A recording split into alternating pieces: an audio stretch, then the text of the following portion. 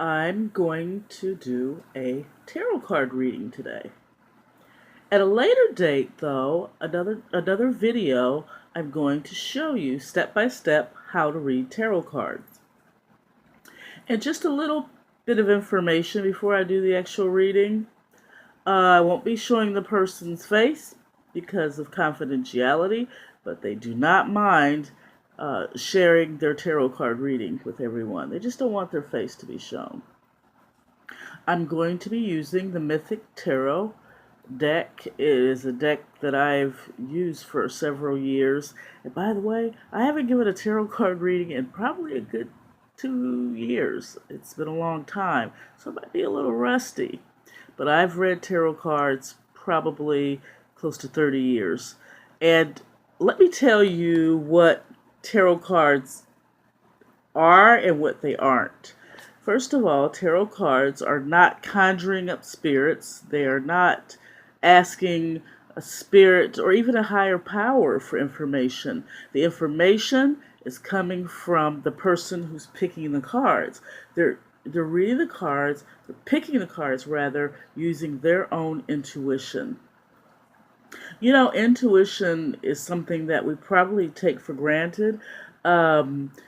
It is part of being able to survive, to use your thought process and your intuition, your third eye, that hunch, that feeling you have that something's not right, that feeling you have that something is great, something great is about to happen. That is your intuition. And usually it will not fail you. Well, when you read tarot cards, when you pick tarot cards, your intuition is picking the cards. So, after saying that, I'm going to go ahead and do the reading. Enjoy. Okay, the person has arrived that wants the reading, and I'll tell you this about the person. They are young, they are female, and they've had a tarot card reading before, so this is not new to them. They just didn't want to share their face during this reading. First, she is shuffling the cards. You just shuffle them the way you would any deck of cards. And shuffle them really well.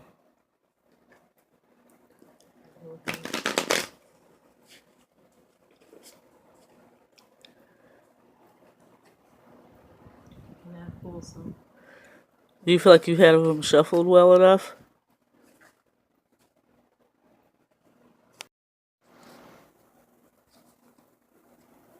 Okay, the cards have been shuffled, and now using the left hand, you cut the deck in 3 separate piles. It doesn't have to be equal, it just has to be separate. And then you put the 3 piles back together again in the order that you feel they should go.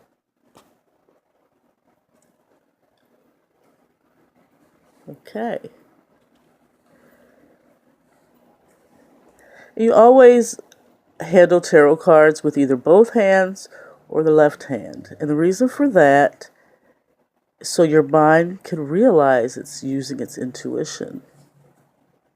The first card represents how this person sees their life or the situation. And it's the Six of Cups. The second card, and by the way, I'm doing a spread called the Celtic Cross spread. And I'll explain this to you in a later video, the different spreads and the details of how to read tarot cards. This card that crosses the person is the Four of Swords. This card is causing problems in her life. And I'll tell you, once all the cards are laid out, what they mean. This card is the King of Wands.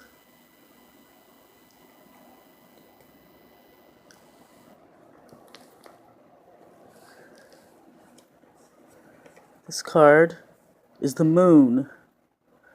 And the moon is one of the 22 major arcana cards. So in a reading, they hold a lot of weight, basically. The next card is the Six of Pentacles.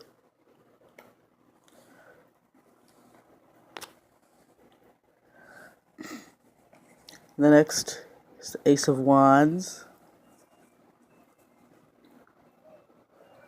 The Four of Cups. The Two of Cups. And the King of Swords. And just by looking at the cards, this person, or she, she has a lot of cups, and the cups that she has are upside down.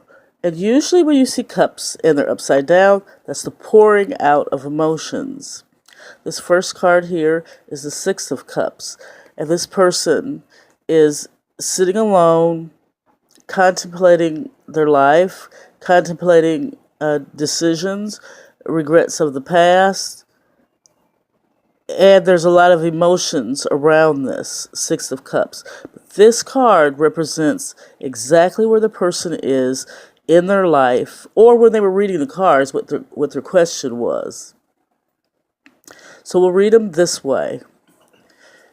She, the person who's seeking the reading, is at a point in her life where she feels a lot of regret about the past and very uncertain about the future.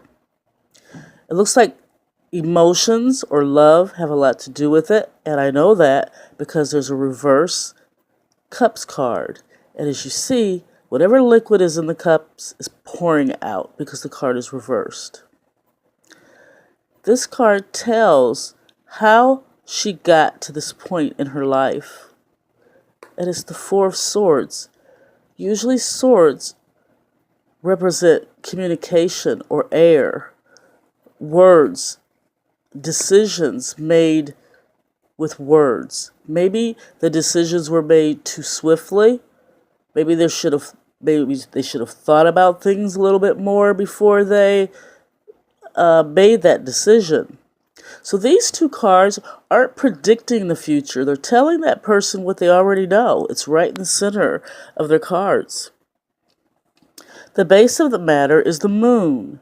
It reflects, and it is reversed, it reflects someone who is having problems with their mood. The moon almost always represents that. Or it could be someone born under the sign of Cancer, who are known as a moon child.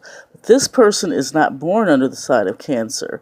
This person's card at the base of the matter is the moon, and that means for this reading and for this person and for where the card is, it means there's a lot of emotional entanglements, a lot of mood swings. I'm feeling this way today, I'm feeling this way day before yesterday, I'm off kilter, I'm not stable in my moods. That's the base of the matter. Remember, the matter is the Six of Cups, how that person feels at the time of the reading. What caused them to feel that way is the Four of Swords. It's crossing their path. The base of the matter is the moon. And this card here is the Six of Pentacles. It represents a man, usually, and he has coins. Pentacles almost always represent finances, money, banks, property. Anything of value is represented by the Six of Pentacles. And as you can see in the card, just looking at the figures in the card, someone is asking for money. They're asking for a loan. They're asking for some sort of assistance. And then you have this stoic-looking king who you're not really sure how he's going to react. Is he going to help that person out? Is he not going to? Is he just showing off, hey, I've got this money and you can't get it? Well, let's see. Let's see how the other cards figure into this reading. But the card that is on top of this spread, the card that's right here, is usually a card that the person that's getting the reading, they already know about this. It's not a surprise. And then we have this card here, which is the King of Wands. He has a lot of power, and he's usually represented by the sign of fire, a fire sign. Not always, but usually it is. And this represents a past influence that caused this person to feel like this card. Someone of power let this person down. There were promises made, but they weren't fulfilled. And that person feels very down in the dumps because of the unfulfilled promises. The hopes and dreams that they had were taken away from them. And so now they have to get their life back. Let's see what the other cards say. Here's another Wands. It's the Ace of Wands. And it just so happens the person that I'm giving this reading to is an Aries, which is a fire sign. And I see another card here representing fire. That's the past influence that brought this person to where they're at. So this person looks like, I'd say in about 2-3 weeks, this person is going to see, or at least feel, more triumphant. They're going to feel like they have the world, in the palm of their hands again. They're going to feel like they have succeeded. And when you look at this card, it looks like a mountain in the background, and this person has a ram or some sort of animal hanging around their neck. And it looks like accomplishment, like they finally have something to feel proud of. Next cup is the Five of Cups. The next card, is the Five of Cups.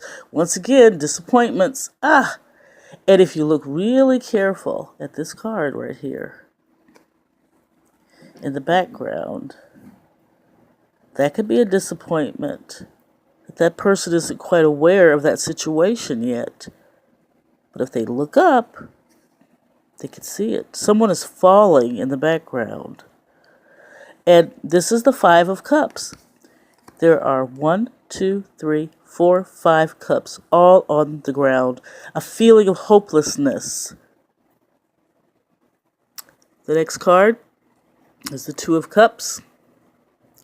And this card is in the part of the Celtic Cross reading that is your hopes and your fears. This person has hopes of love, hopes of prosperity, hopes of feeling better. And it looks like all of the feelings, all the negativity is leaving that person. It's going down into the water. You can see right here, there's a somewhat evil looking eye there. And there's a lot of dark water, kind of ominous water. You don't really know what's going on there, but you don't exactly want to be in it. And you have one cup standing. There's a cup of hope. And I would say this person's hopes and fears is that they can let go of the past and they can start anew, and it looks like they are. You even have an angel-like figure, almost anointing that person's head, showing that there's support there. Just keep going. Don't give up. And this is the final card. It's the King of Swords. And this is in that person's future, which usually represents, in the case of this reading, it represents 6 months from the time the reading was done. And it looks like from all angles, from all corners, there's going to be prosperity in love, there's in communication, in money or finances. The problem is it's coming from a source as the King of Swords. And remember, that sword card usually means communication. So I would sum this entire reading, this entire spread, by saying that the person will go through some turbulent times, but they will survive. And I'd say in about 6 months, that person will get some kind of news by word of mouth that will change their life in a really good way. And this is really all this reading entails. It tells you your present way of thinking, what's causing the problem. This card here is showing you something that you already know. The base of the matter is this card here. The past is this card.